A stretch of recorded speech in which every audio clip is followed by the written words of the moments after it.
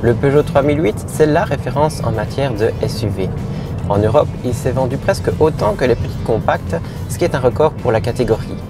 Cependant, aujourd'hui, la version du 3008 a plus de 4 ans et se fait vieille. Elle obtient un certain retard, autant technologique qu'en design, sur la concurrence et même au sein de la gamme. Alors, comme le disait Jean-Philippe Imparato lors de la présentation de cette nouvelle mouture, ce n'est pas tout d'avoir un leader dans les mains de Peugeot.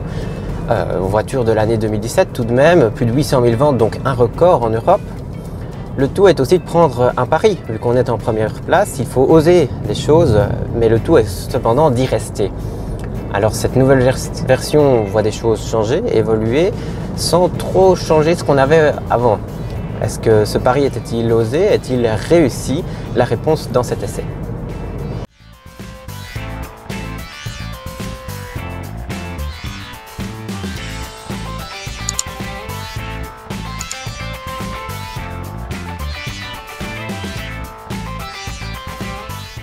Alors avant de parler plus précisément de ce nouveau 3008, jouons au petit jeu de cette différence avec l'ancien qui est ici juste à côté.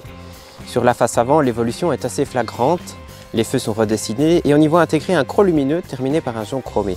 La calandre est élargie et se poursuit sous les feux comme si la calandre avait été déchirée par une patte de félin. Les boucliers et pare-chocs sont redessinés et musclés.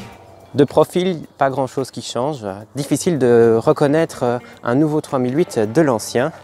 Les deux profils sont fort similaires, à part quelques lignes redessinées. Pour ce qui est de l'arrière, les changements sont faibles également. On voit juste apparaître des feux full LED et le bandeau noir qui est conservé. On notera également les clignotants défilants et les feux une fois éteints formant un grand bandeau noir. Les pare-chocs sont légèrement redessinés, rien de bien différent. Pour ce qui est de l'intérieur, l'ancien 3008 avait une petite tablette 7 pouces assez correcte. C'est un des seuls changements sur le nouveau qui lui voit apparaître une grande tablette de 10 pouces qui provient de la 508. Point de vue design, ce 3008 évolue donc sans perdre ses grandes lignes. N'importe qui le croisant en rue pourrait le reconnaître et c'est assez plaisant. On aime les nouveautés avec la calandre sans contour et les crocs lumineux, ainsi que l'apparition de fausses ouïes sous les crocs lumineux. L'arrière joue lui la carte de l'élégance avec un bandeau noir et les feux full LED qui une fois éteints forment un énorme bandeau noir. On notera également les clignotants défilants à l'arrière. On ajoute également les barres de toit qui lui donnent un côté plus SUV et les nouvelles jantes noires diamantées D3 de 18 pouces. À l'intérieur, même scénario, on évolue sans perdre les caractéristiques. Les conducteurs d'anciens 3008 s'y retrouveront comme chez eux avec des avantages, notamment le grand écran 10 pouces trônant au milieu, permettant d'avoir en permanence des raccourcis sur les bords. On retrouve les toggle switch également qui sont mieux intégrés que sur l'ancien modèle, ainsi que des boutons cette fois-ci physiques ici en dessous, permettant de contrôler les sièges chauffants, la ventilation et le verrouillage.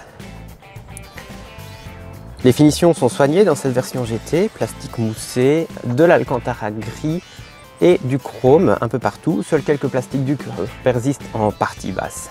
À l'arrière, les places restent correctes, offrant de l'espace aux jambes mais une banquette fixe. Le tunnel central est très petit, qui permet d'avoir un meilleur confort pour celui qui s'assiera au milieu.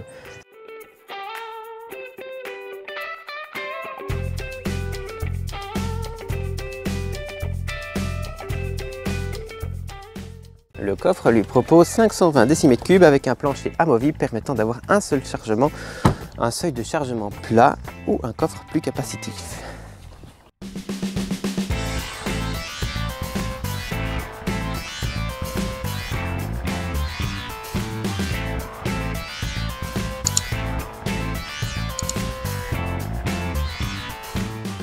Au catalogue, 3 types de motorisation sont proposés, diesel, essence et hybride rechargeable. Notre voiture d'essai est équipée du seul diesel disponible, à savoir l'1,5 litre de 130 chevaux, équipé de la boîte automatique à 8 rapports. Cette motorisation étant également disponible en boîte manuelle. Pour ce qui est de la boîte automatique, elle passe très bien les rapports, c'est très doux, très délicat. On se sent presque sur un tapis volant malgré le gabarit de la voiture. Petit plus, vous aurez également les palettes au volant, vous permettant de passer les vitesses directement en boîte manuelle. Le travail d'insonorisation est impeccable, on entend à peine le ronronnement du moteur, ajoutons à cela une direction répondant au doigt et à l'œil et un toucher de route incroyable. Point de vue équipement, la 3008 se met au goût du jour avec toutes les assistantes à la conduite, freinage d'urgence, maintien dans la voie et système de conduite semi-autonome. Cette version GT est également équipée de la vision nocturne permettant de retransmettre dans les compteurs une image de nuit que la voiture ne voit pas et ne s'est pas éclairée avec les phares en infrarouge. La GT est équipée de série des feux full LED à l'avant avec le fog mode, des petits feux remplaçant les anti-brouillard avant, insérés directement dans le bloc optique et s'activant une fois les feux anti-brouillard activés.